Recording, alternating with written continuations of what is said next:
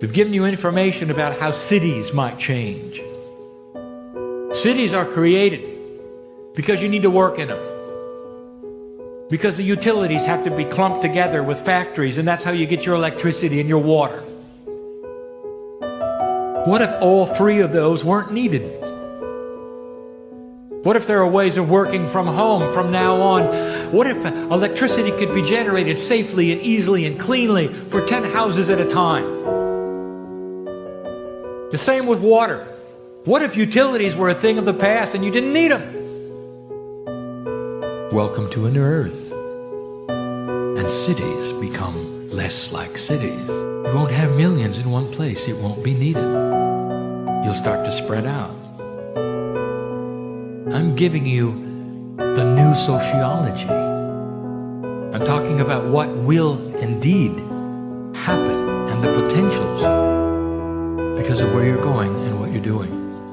This is a very important moment in human history, and what we do have is a very simple solution, and it's called one small town can change the world. And you realize how simple it is for us to create this new global utopian reality where people can live in small towns or in cities if they want to, but turn those places into amazing utopian places of prosperity, abundance, unity, harmony, peace on every possible level, and how easy it is to get to that point. Money didn't exist in ancient times. That people lived and existed without money for much longer than we've lived and existed with money. How did people live and survive? How did people buy stuff without money? The solutions that you come up with are so amazing and so simple and so eloquent that it truly blows your mind. And I realize that a world without money is far simpler, far more elegant, and far more sustainable, and far more abundant than the world we find ourselves in today. But what is Ubuntu? Where does it come from? It's a simple, ancient African philosophy. A philosophy of unity consciousness. A philosophy where everybody in community contributes their skills and talents for the benefit of everyone in their community. It goes against everything we've been taught today. It is unity within community. One of the most commonly used definitions for the word Ubuntu is, I am who I am because of who we all are. All ancient cultures around the world have their own version of Ubuntu. The humanity was created and arose out of Africa, and specifically Southern Africa.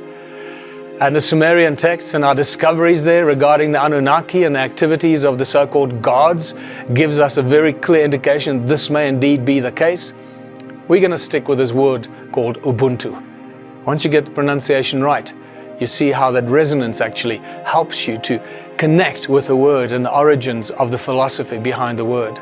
All ancient cultures have their own version of this. The Cherokee people have their own expression that says, if it's not good for everyone, it's no good at all. So how do we apply this ancient philosophy to the modern world and the world we find ourselves in today, where we contribute our natural born talents or our acquired skills for the greatest benefit of all the people in our communities? And that's what the word contributionism means. It is not fascism, it is not capitalism, it is not communism or socialism or any other ism. It is a whole new ism that we've never had before. Contributionism, where we don't need money, we don't need barter, we don't need any form of value attached to anything, and we'll start breaking this construct down, this matrix that has been imposed on us, where money drives everything. We're going to break right through that and realize that contributionism is really the only way out of the system. These 5-point mantra of contributionism is very simple.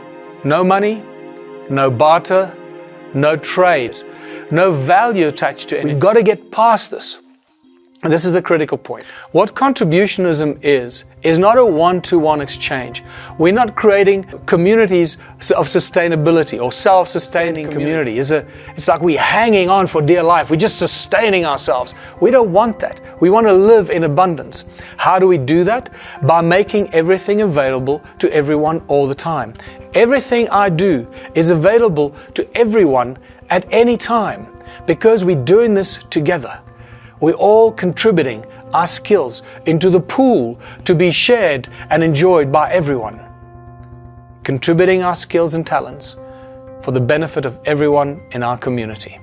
Very simple structure. It's a one-to-many exchange, not a one-to-one. We live on a planet of abundance. We don't live on a planet of scarcity. We live on a planet of infinite abundance. One apple tree doesn't grow another apple tree. One apple tree grows thousands of apple trees. We know by now that we have in us the power to be co-creators of our own reality, of our future. We are the ones we've been waiting for. We are in the new age. We've crossed the galactic plane. We are in what the ancient cultures told us the new age will be. We're the first wave of this new age. So let's act like the first wave and do something about this. We are the ones we've been waiting for.